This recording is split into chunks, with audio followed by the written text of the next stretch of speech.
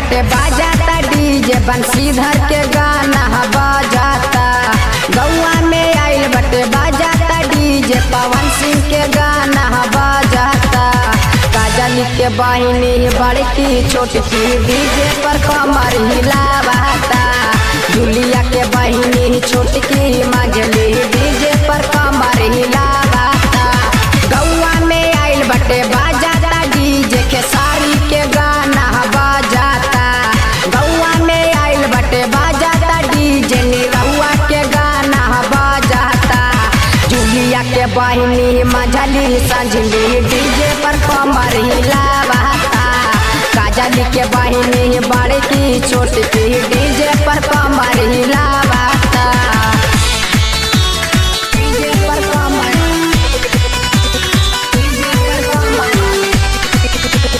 हिलावाता।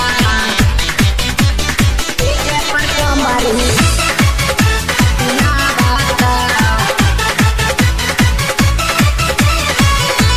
Presented by Magaya Music Khidachrai. नेहवा के बड़की बहिनी कमर हिलावेले। मिली जुल के छौड़न सभे कौन खिचलावेले। हे गे नेहवा के बड़की बहिनी कमर हिलावेले। मिली जुल के छौड़न सभे कौन खिचलावेले। जुलिया के बहिनी बड़किया के डीजे पर कमर हिलावाता। आरती के बहिनी छोटकिया के डीजे पर कमर हिलावाता।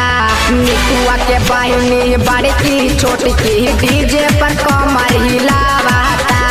निकुआ के बहिनी छोटकी बड़की डीजे पर कमर हिलावाता।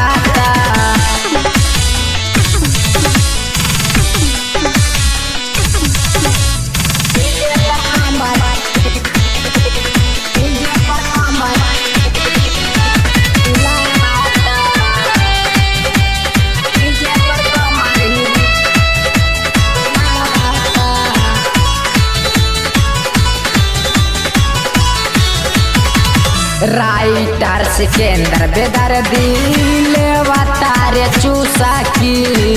लाला चौधरिया या के करतारे मस्ती। हे गे छौड़ा निकील लेवतारे चूसा की। लाला चौधरिया या के करतारे मस्ती। कमर हिलावेले ऊपर से नीचे पूरा छौड़ी के ई डोले ले। कमर हिलावेले ऊपर से नीचे पूरा छौड़ी के ई डोले ले। काजल के बहिनी मझली संझली डीजे पर कमर हिला